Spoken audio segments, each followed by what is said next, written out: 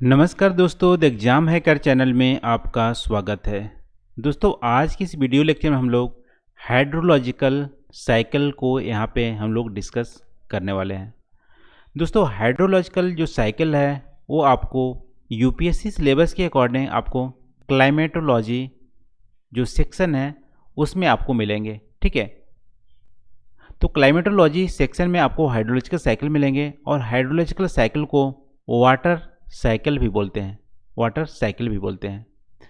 तो आज की इस वीडियो में दोस्तों हम लोग हाइड्रोलॉजिकल साइकिल को यहाँ पे स्टडी करने वाले हैं। लेकिन दोस्तों इससे पहले हम लोग हाइड्रोलॉजिकल साइकिल से रिलेटेड ही काफ़ी कुछ कॉन्सेप्ट हम लोग डिस्कस किए थे। कौन कौन से? कि मॉइस्चर और ह्यूमिडिटी वाला कॉन्सेप्ट को डिस्कस किए थे हम लोग अलग लेक्चर में। और उसके अलावा आप देखोगे तो कंडेंसेशन की जो कॉन्सेप्ट है उसको भी डिस्कस किए थे। और फिर प्रेसिपिटेशन की जो कॉन्सेप्ट है, कितने तरह प्रेसिपिटेशन होते हैं, उसको भी डिस्कस किए थे। दोस्तों यदि तीनों ही आपने नहीं देखा हो तो आप प्लीज़ वीडियो को देख सकते हैं, क्योंकि उससे आपको हाइड्रोलॉजिकल जो साइकिल है आप डिटेल में आप अच्छे से लिख सकते हो। क्योंकि दोस्तों हाइड्रोलॉजिकल साइकिल, वाटर साइकिल तो सबको आती है, पता होती है कि वाटर साइकिल में जो होती है वाटर चेंज नहीं होती है, एक फार्म से दूसरे फार्म में चेंज होती रहती है और पूरे अर्थ में घूमती रहती है। इतना तो सबको पता है। ठीक है, कि वाटर साइकिल क्या होती है, एक फॉर्म से दूसरे फॉर्म में चेंज होती है, वाटर से इवेपोरेट होती है, इवेपोरेट से फिर वाटर रेनफॉल होती है और फिर ये सर्कुलेट होती थी, इसी को बोलते हैं वाटर साइकिल। लेकिन दोस्तों जब लिखने की बारी आती है यूपीएससी में, इतना आप सिंपल जब लिखोगे तो क्या होगा, ये तो आपको 6th स्टैंडर्ड जो है ज्योग्राफी वाले स्टूडेंट उसके बराबर हो जाएगा। ठीक है, तो हाइड्रोलॉजिकल साइकिल में यहाँ पे डिटेल में थोड़ा सा आपको नॉलेज होनी चाहिए और डिटेल में नॉलेज होने के लिए आपको यहाँ पे मॉइस्चर या इवेपोरेशन की जो प्रोसेस होती है उसको आपको पता होना चाहिए। ठीक है, तो वो हम लोग डिस्कस कर लिए थे, लेकिन यहाँ पे थोड़ा सा डिटेल में आपको थोड़ा बताता हूँ कि इवेपोरेशन जो होती है दोस्तों वो आपको अलग अलग तरीके से देखने को मिलती है।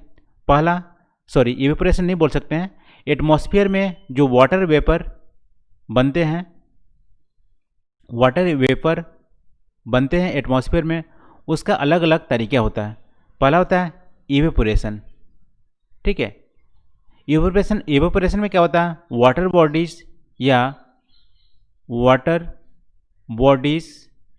या सॉइल से जो वाटर होती है वो गर्म होके वाटर वेपर में कन्वर्ट हो जाती है, उसको बोलते हैं इवेपोरेशन। गर्म होने का मतलब है कि वाटर कब वाटर वेपर में कन्वर्ट होती है, जब वाटर को 100 डिग्री पे गर्म किया जाता है। ठीक है, तो इसके लिए विंड्स भी रिस्पॉन्सिबल है और इंसुलेशन भी रिस्पॉन्सिबल है।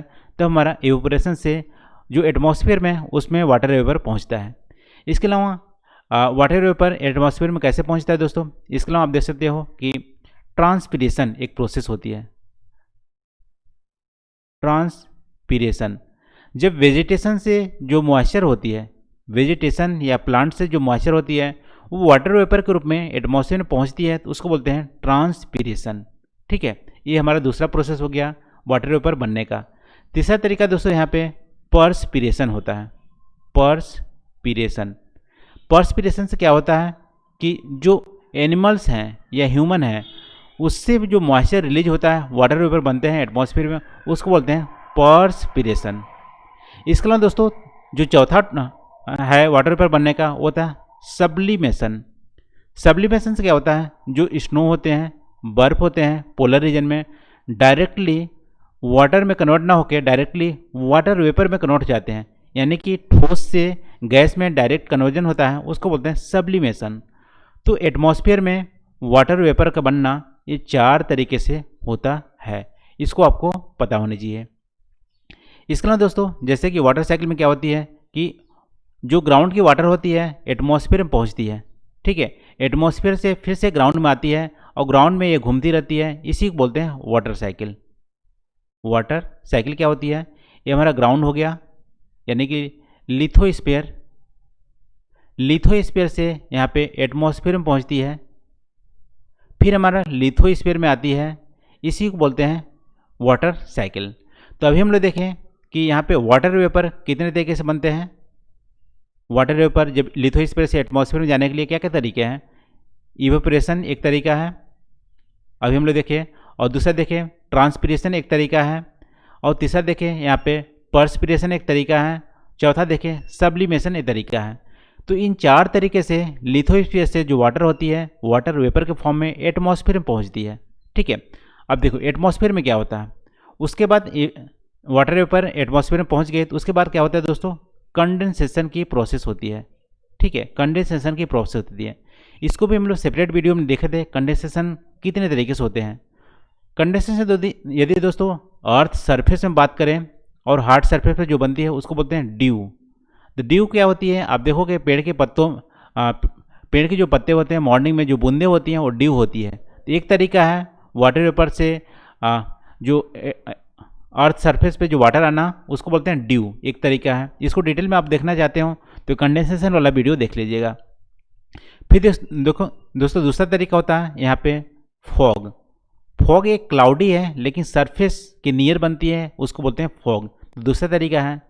तीसरा तरीका है फ्रोस्ट, जब वाटर वेपर डायरेक्टली ठोस में बर्फ में कन्वर्ट हो जाती है, बाद में बर्फबारी करती है तो होती है फ्रोस्ट।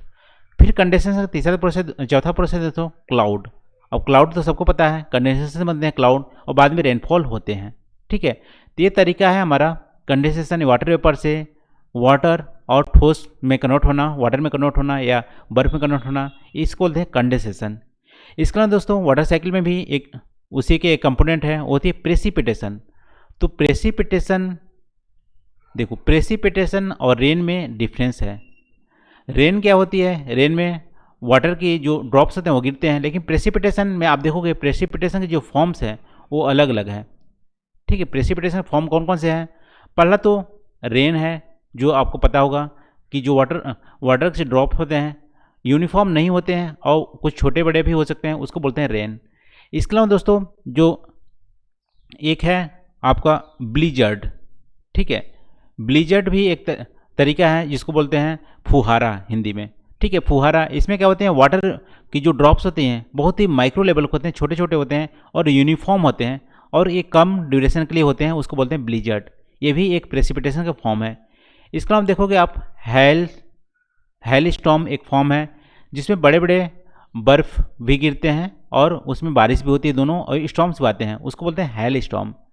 इसके अलावा दोस्तों यहाँ पे स्लिट होती है। स्लिट में जो बर्फ़ की जो टुकड़े होते हैं बहुत ही माइक्रो लेवल होते हैं और साथ साथ में उसमें बूंदे होते हैं, वाटर के ड्रॉप्स होते हैं, उसको बोलते हैं स्लीट। इसके अलावा दोस्तों प्रेसिपिटेशन में क्या होती है, प्रेसिपिटेशन में इसको स्नोफॉल। स्नोफॉल में सिर्फ बर्फबारी होती है, यहाँ पे वाटर लिक्विड फॉर्म नहीं होता है, यहाँ पे बहुत ही माइक्रो लेवल की जो होती है आपको बर्फ़ के टुकड़े गिरते हैं, तो हमारा प्रेसिपिटेशन की फॉर्म है। ठीक है, अब हम लोग देख लेते हैं कंप्लीट सारे जो टॉपिक अभी देखें कि वाटर वेपर कैसे बनता है, कंडेंसेशन कैसे होता है, प्रेसिपिटेशन होता है, इसको हम लोग वाटर या हाइड्रोलॉजिकल साइकिल में हम लोग ऐड करते हैं। तो सबसे पहले दोस्तों अर्थ में आप देखोगे ये हमारा वाटर होता है। ठीक है, ये हमारा वाटर बॉडीज हो गया। इसके अलावा देखोगे सॉइल है, सॉइल में भी मॉइस्चर होते हैं। इसके अलावा आप देखोगे तो हमारा क्या है, वेजिटेशन है। इसके अलावा आप देखोगे तो एनिमल्स भी हैं। ठीक है, एनिमल्स भी हैं, तो सब में वाटर है। अब ये क्या होती है, वाटर बॉडीज से सॉइल से क्या होती है, वाटर इवेपोरेट होती है। फिर वेजिटेशन से भी क्या होती है, ट्रांसपिरेशन होती है और एनिमल से पर्सपिरेशन होती है और जो पोलर रीजन बर्फ है उससे सब्लिमेशन होती है। ठीक है, सब्लिमेशन होती है।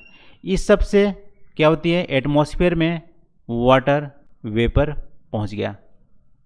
ठीक है, अब देखो इस वाटर वेपर का क्या होती है, इस वाटर वेपर से कंडेंसेशन होती है और कंडेंसेशन होके हमारा ड्यू के रूप में बनता है, फॉग के रूप में बनता है, क्लाउड के रूप में बनता है, फ्रोस्ट के रूप में बनता है। ठीक है, अब देखो मान लो क्लाउड बन गया।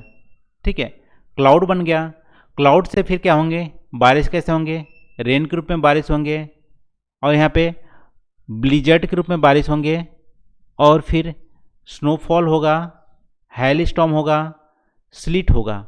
अब बारिश होकर क्या होंगी, फिर से रेन जो होंगी वो हमारा लिथोस्फीयर में आ गया। ठीक है, अब देखो लिथोस्फीयर में आ गया। लिथोस्फीयर में मान लो कहीं पे बारिश हुई, फिर रन ऑफ हुआ, सरफेस रन ऑफ हुआ, रिवर से पहुंच के फिर हमारा ओशियन में पहुंच गई।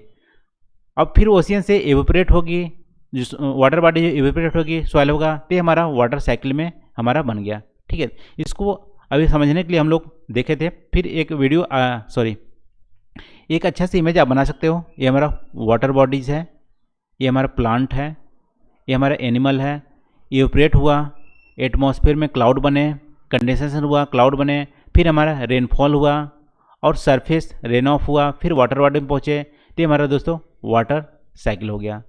तो वाटर साइकिल दोस्तों पूरे अर्थ में आप देखोगे तो वाटर की जो वॉल्यूम्स है वो चेंज नहीं होती है। जितने हज़ारों साल पहले जितनी वाटर थी अर्थ में, अभी भी उतना ही वाटर है, सिर्फ उसका फॉर्म चेंज होता है और एक जगह से दूसरी जगह ट्रेवल करता है। एक फॉर्म चेंज होता है, एक जगह से दूसरी जगह ट्रेवल करता है, उसको बोलते हैं हाइड्रोलॉजिकल साइकिल। तो आज की वीडियो में बस इतना ही दोस्तों। आज हम लोग हाइड्रोलॉजिकल साइकिल के बारे में यहाँ डिस्कस किए। आई होप यहाँ पे आपको कुछ हाइड्रोलॉजिकल साइकिल में नया सीखने को मिला होगा। तो वीडियो कैसा लगा दोस्तों आप कमेंट करके हमें ज़रूर बताइए, और कोई भी सजेशन या डाउट हो तो भी हमें कमेंट करके पूछ सकते हैं। तो आज के वीडियो में बस इतना ही दोस्तों। Thank you for watching. मिलते हैं अगले वीडियो में नए टॉपिक के साथ। Thank you.